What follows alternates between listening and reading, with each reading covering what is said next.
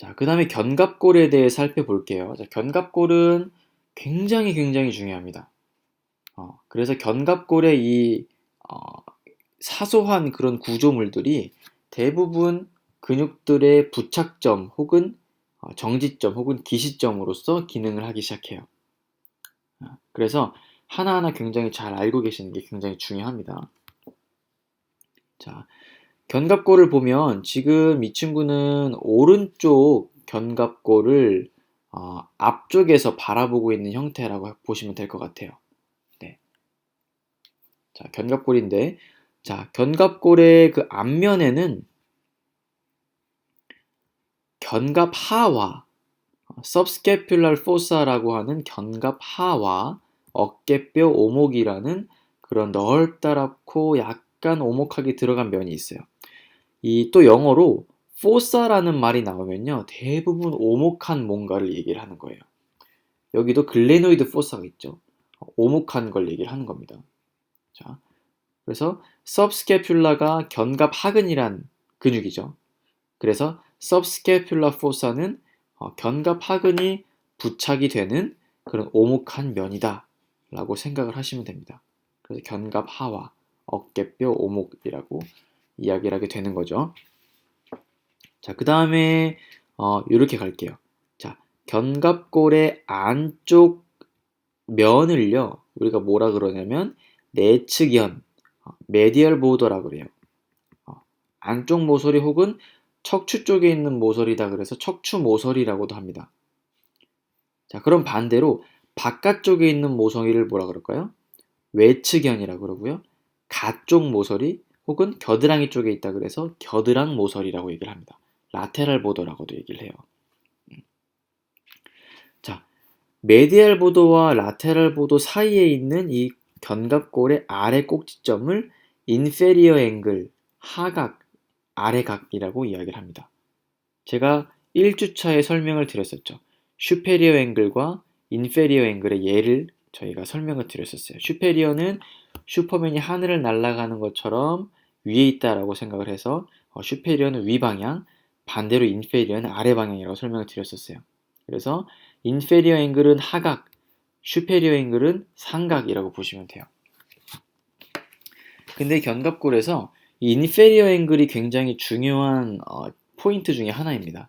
흉골에서 검상돌기를 말씀드렸던 것처럼 견갑골에서는 이 하각이 굉장히 중요한 부분 중에 하나인데, 왜냐하면 견갑골은 우리가 팔을 하늘로 들고 내릴 때 항상 팔뼈랑 같이 움직이게 돼 있어요. 견갑골이 고정되어 있는 상태에서 팔을 귀에 붙일 수 없습니다. 견갑골이 항상 따라다녀요. 근데 우리가 사실 견갑골은 눈에 안 보이기 때문에, 그리고 근육에 많이 묻혀 있기 때문에 견갑골이 지금 잘 돌아간 건지 잘 안 돌아간 건지 알 수가 없어요. 눈으로 봐서는. 물론 대충 알 수는 있지만 완벽하게는 알 수 없습니다. 근데 그런 것들을 알기 위해서 우리가 촉진을 해보는 게 바로 이 하각이에요. 인페리어 앵글입니다. 예를 들어서 이 사람이 팔을 지금 내 귀에 붙였을 때 이 견갑골은 하각이 이런 식으로 돌아가게 되겠죠. 그래서 하각은 촉진하기 굉장히 쉬워요. 그래서 하각을 만져서 하각이 일자에서 몇 도 정도나 돌아갔느냐에 따라서 날개뼈가 지금 견갑골이 지금 잘 움직이고 있구나, 못 움직이고 있구나를 우리가 볼 수가 있는 거죠. 그래서 하각 굉장히 중요합니다. 자, 그 다음에 좀 더 올라와서 요렇게 튀어나와 있는 돌기가 하나 있어요. 이걸 바로 오회돌기, 부리돌기, 코라코이드 프로세스라고 얘기를 합니다. 이 코라코이드 프로세스도 굉장히 중요한 역할을 해요. 왜냐면 여기에 붙어 있는 근육들이 라운드 숄더를 발생시키는 주범들이에요. 왜냐면 이게 지금 엔테리어 뷰죠. 앞에서 보고 있는 거예요. 코라코이드 프로세스는 지금 앞쪽을 향해서, 여러분들을 향해서 코라코이드 프로세스가 위치를 해 있는 겁니다.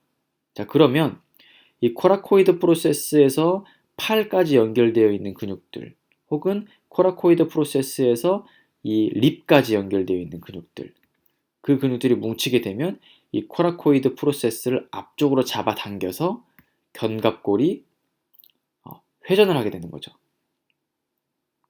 그러면서 라운드 숄더가 생기게 되는 그런 경향성을 만들어내게 됩니다. 그래서 라운드 숄더를 만든다라고 밝혀져 있는 근육이 세 가지가 있어요. 소흉근, 소흉근은 많이 들어보셨죠?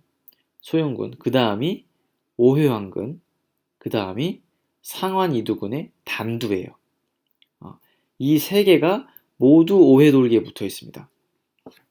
그래서 만약에 여러분들의 회원들이나 여러분이 라운드 숄더를 가지고 있다면 이 오회돌기에 붙어 있는 근육들 그 세 가지를 잘 한번 풀어보시면 도움이 되실 거예요. 그 다음에 조금 올라와서 견봉이 있죠. 아까 제가 늑골 설명드리면서 쇄골 설명드리면서 잠깐 짚고 넘어갔을 건데, 자, 이 견봉과 쇄골이 연결되어 있죠. 그래서 견봉과 쇄골을 연결하는 관절을 견쇄관절, AC 조인트라고 이야기를 합니다. 그래서 견봉도 굉장히 중요한 역할을 하는데 이 조인트 관절 하나를 이루고 있기 때문이에요. 자, 그 다음에 뒤쪽으로 넘어갈게요. 자, 뒤쪽에는 이 견갑골의 이 사이에 3분의 1, 상부에서 3분의 1 지점에서 요렇게 긴 하나의 그 장벽처럼 이렇게 가르고 있는 그런 뼈들이 보입니다.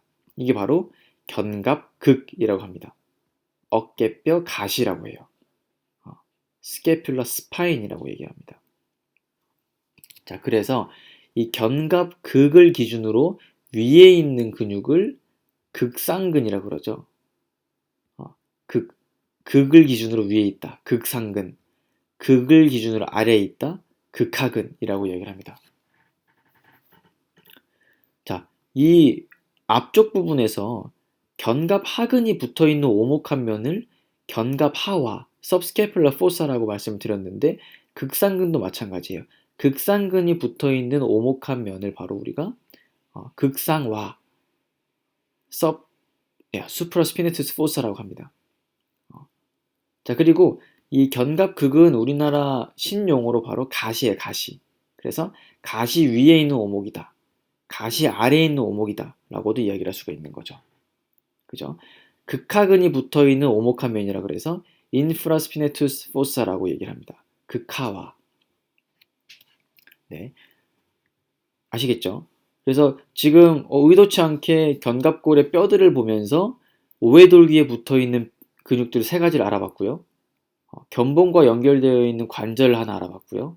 그 다음에 회전근개 3개 중에 아니죠. 회전근개 4개 다 나왔죠. 회전근개 4개가 붙어있는 지점이 다 나왔어요. 지금 견갑하근이 붙어있는 면, 극상근이 붙어있는 면, 극하근이 붙어있는 면. 죄송합니다. 소원근이 붙어있는 면 아직 안 나왔네요. 그죠? 회전근개 3개가 붙어있는 면이 지금 다 나왔어요.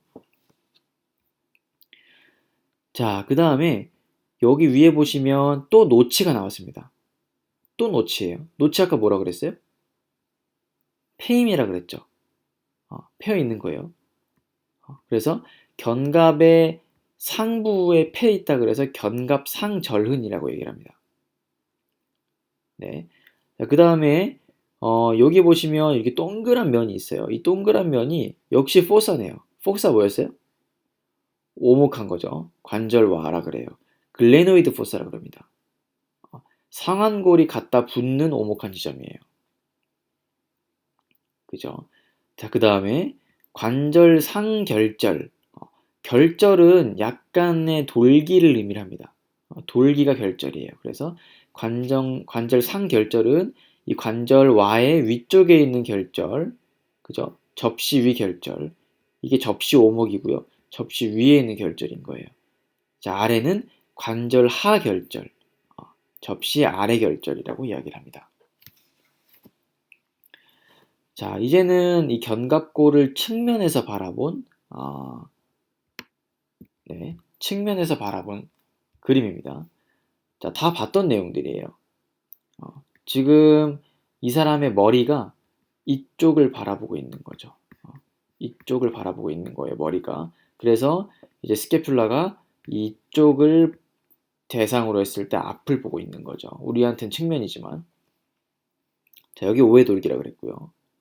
그죠? 그 다음에 이거 관절와 글레노이드 포사. 그 위에 있는 결절이 관절 상결절, 아래에 있는 결절이 관절 하결절, 그죠? 그리고 요거 견봉, 오케이. 자, 그 다음에 내려와서 요거 하각, 그리고 요 면, 요 면이 바로 외측견, 라테랄 보도라고 얘기했습니다. 그리고 여기에 있는 지금 근육들이 붙어 있죠. 요게 지금 견갑 하근이고 뼈로 치면 subscapular fossa, 견갑 하와가 되는 거겠죠. 오케이.